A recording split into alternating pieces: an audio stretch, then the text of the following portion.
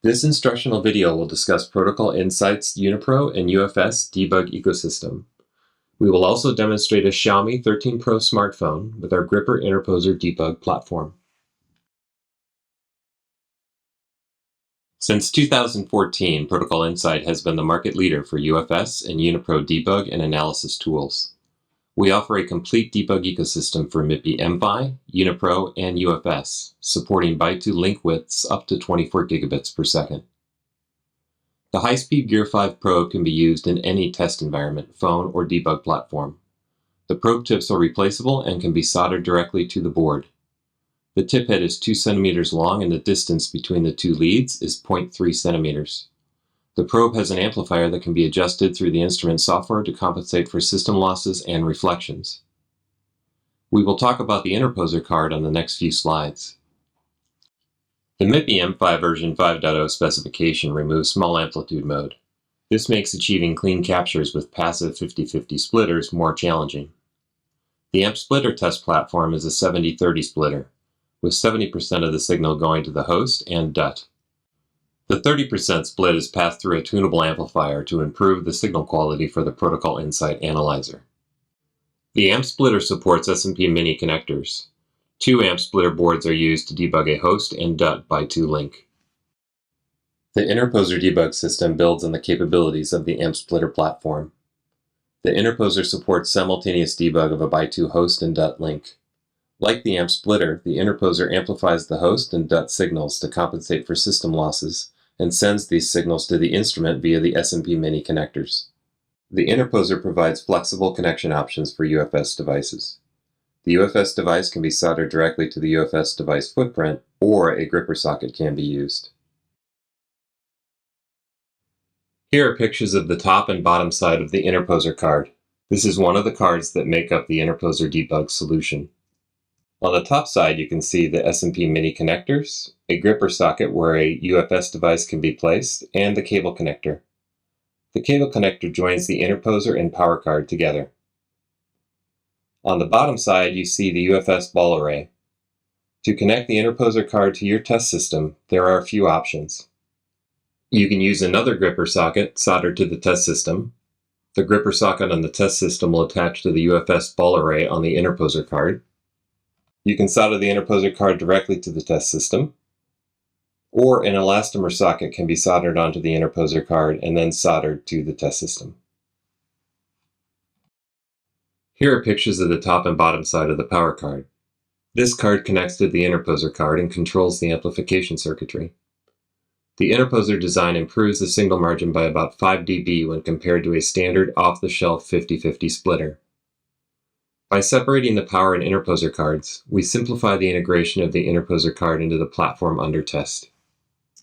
We will be debugging the UniPro UFS link on the Xiaomi 13 Pro. This phone has a 512GB UFS 4.0 device. To debug the Xiaomi 13 Pro UniPro UFS link, we first disassemble the phone. Next, we remove the UFS device from the phone board and solder a gripper socket down to this board. The gripper socket will latch onto the UFS solder balls on the bottom side of the Interposer card.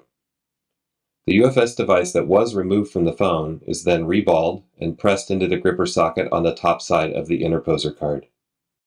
The picture on the bottom of the slide illustrates the boards and the gripper socket stack up. Next, Ned Brush will provide more detail. Hello there, my name is Ned Brush. I'm the lead hardware architect for Protocol Insight.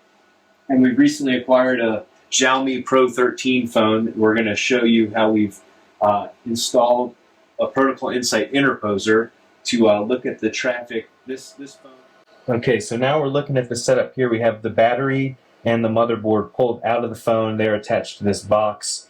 So this is the motherboard that has the main processor. The processor has a heat sink on it.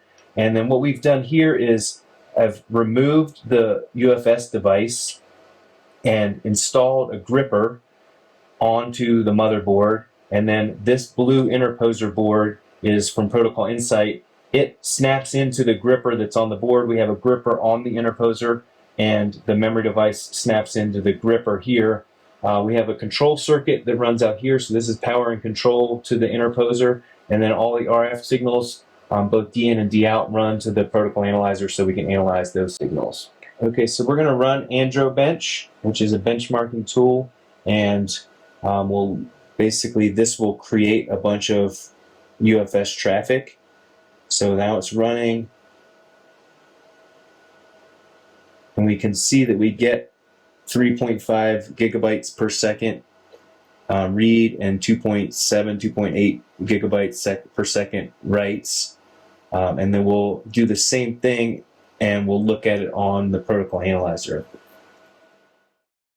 Okay, so we have our interposer all connected and the phone is currently powered off. The interposer settings are in their default state, and we're just going to go to the PA settings.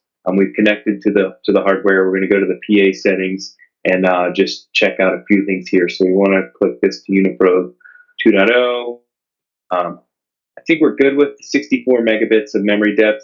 I recommend that you start with low memory depth until you know everything's working, and then if you want to capture larger records, you can increase that. So we'll start with 64. That's plenty for this exercise. The next place I like to go is Smart Tune. So for the interposer, we set this to 0. So we can also, this is a new setting in 3.01. You can click interposer here and apply recommendation, and it will set all these settings to 0. So we're basically setting VGA and CTLE all to 0.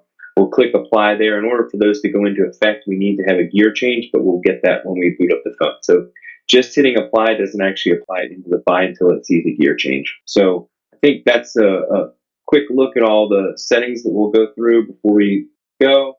And then we'll also set a trigger. So I typically like a power mode request, so I'll drag that over and that will trigger on the first power mode request we get. The other thing I like to do is move my memory. This is kind of the trigger position, so I'm going to move it toward the left side so that we capture more after the trigger event memory. We'll hit OK there, and I think we're ready to go. We've got 0 error counts on the right side.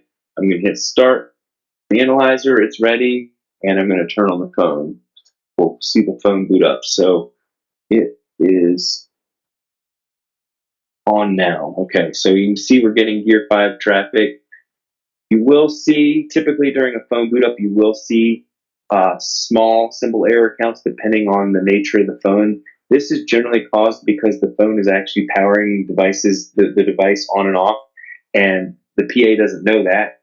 So it's still capturing data even though it's not legitimate data. And then once the device is powered back on, we're capturing clean. So if I see a few symbol errors during boot up, that's not a concern generally, and I'll just hit reset after that, and you can see we'll be error-free. I'm going to wait for a little bit more traffic on the phone, but we're error-free.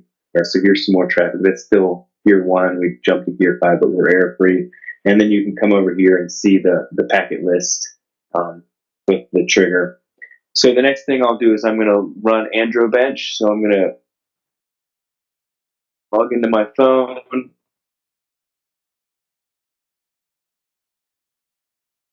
And I'm going to run AndroBench. So that's running now. It's starting up and we'll run the tests. So we're still at Gear 1. At this point, we can capture again. I'm just going to look at the symbol error counts to make sure that we're catching. We'll also look at the data symbols and see that those go up, and we'll look at the high-speed gear. So we're going to say run all bookmarks, benchmarks, and here you go. So you can see we're at Gear 5, and we're getting lots of data symbols. And if I look over at the phone, I can see that we ran it at 3.5 gigabytes per second.